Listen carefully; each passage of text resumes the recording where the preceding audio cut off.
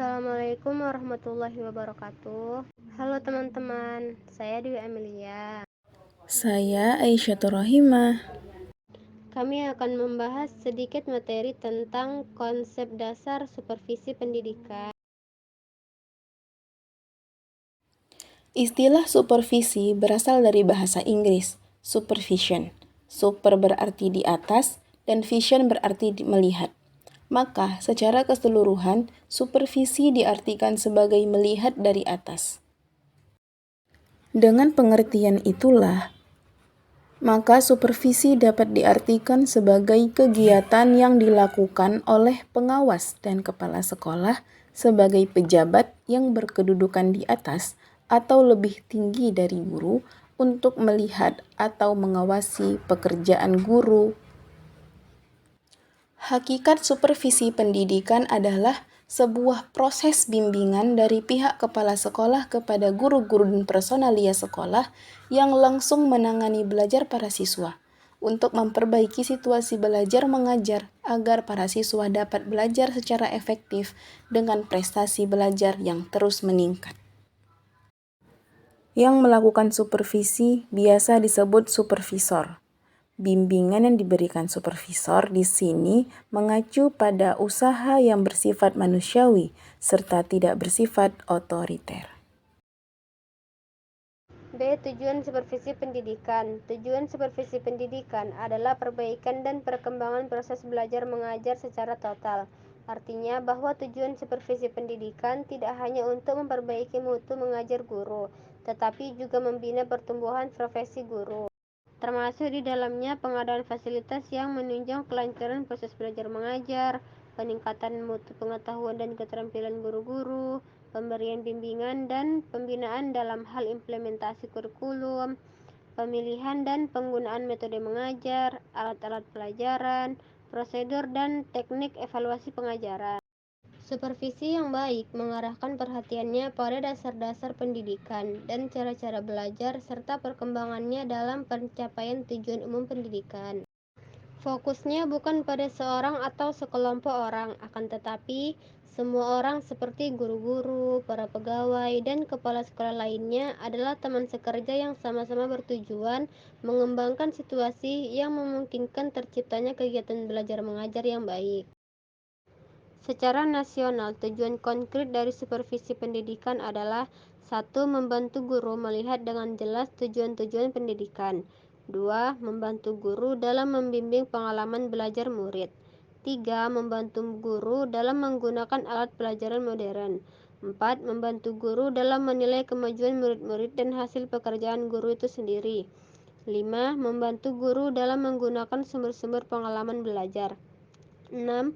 Membantu guru dalam memenuhi kebutuhan belajar murid. 7. Membantu guru dalam membina reaksi mental atau moral kerja guru dalam rangka pertumbuhan pribadi dan jabatan mereka. 8. Membantu guru baru di sekolah sehingga mereka merasa gembira dengan tugas yang diperolehnya. 9. Membantu guru agar lebih mudah mengadakan penyesuaian terhadap masyarakat dan cara-cara menggunakan sumber-sumber yang berasal dari masyarakat. 10. Membantu guru-guru agar waktu dan tenaganya tercurahkan sepenuhnya dalam pembinaan sekolah. Perkembangan supervisi terbagi ke dalam beberapa tahapan. Tahapan yang pertama adalah supervisi pada masa lalu. Pada zaman Yunani kuno, sistem pendidikan yang sifatnya sistematis seperti sekarang belum ada.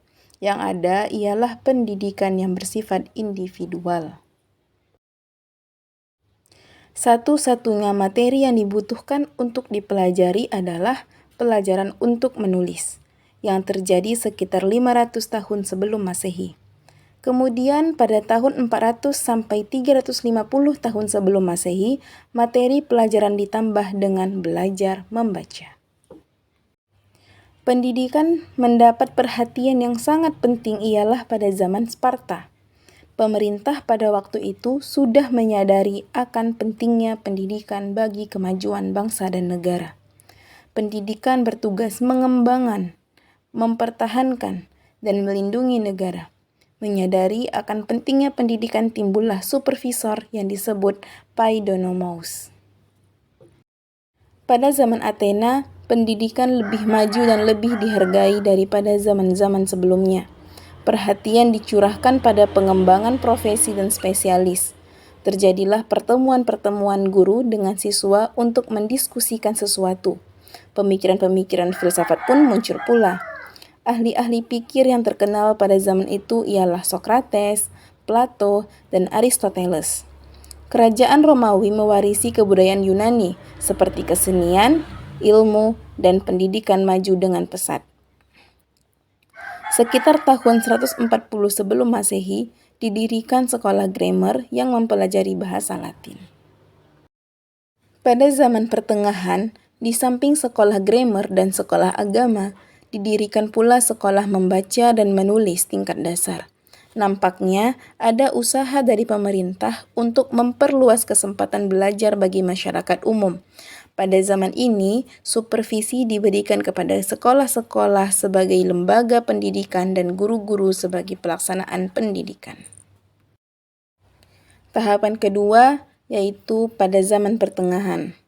Namun, tahapan pada zaman pertengahan terbagi menjadi dua macam, yaitu supervisi dari pihak negara dan supervisi dari pihak agama. Supervisi dari pihak negara bertujuan membina sekolah beserta aktivitas-aktivitasnya agar sejalan dengan keinginan dan garis yang diberikan oleh negara. Sedangkan supervisi dari pihak agama yang bertugas dari kalangan agama berkewajiban membina atau mengawasi materi pendidikan agama dan moral. Pada abad ke-19, kedudukannya sudah meningkat. Mereka secara resmi dikatakan supervisor sekolah. Mereka pada umumnya adalah para pegawai kantor pengawas pendidikan yang di Indonesia dapat disamakan dengan kantor perwakilan Departemen Pendidikan dan Kebudayaan, baik di tingkat provinsi, kabupaten, maupun kecamatan. Hal ini disebabkan karena mereka kini sudah berkembang menjadi orang-orang profesional. Dengan demikian, supervisi pada abad ke-19 sudah bersifat profesional. Tahapan yang ketiga, supervisi ilmiah. Pada tahun 1911, Frederick Taylor yang dipandang sebagai bapak manajemen ilmiah menerbitkan buku yang berjudul Principle of Scientific Management. Prinsip-prinsip manajemen tersebut adalah: 1. Setiap elemen kerja para petugas harus dilakukan secara ilmiah. 2. Seleksi dan latihan petugas harus dilakukan secara ilmiah. 3. Kerjasama manajemen dengan pekerja mengikuti metode ilmiah. Dan yang terakhir, ada kesamaan antara manajer dan pekerja. Tahapan yang terakhir, supervisi pada masa sekarang. Supervisi modern adalah supervisi yang memperhatikan personalia sekolah, menghargai dan menghayati kepribadian, bakat, dan kemampuan mereka masing-masing. Penghargaan dan pengetahuan ini merupakan suatu strategi dalam membina profesi mereka sebagai pendidik yang dilakukan dengan metode inteligensi praktis yang bersifat demokratis. Baiklah, sekian dari materi yang telah kami sampaikan. Jika ada kritik dan saran akan kami terima. Dan jika ada yang ingin bertanya, kami persilahkan. Kami akhiri dengan wabillahi taufiq wal hidayah. Assalamualaikum warahmatullahi wabarakatuh.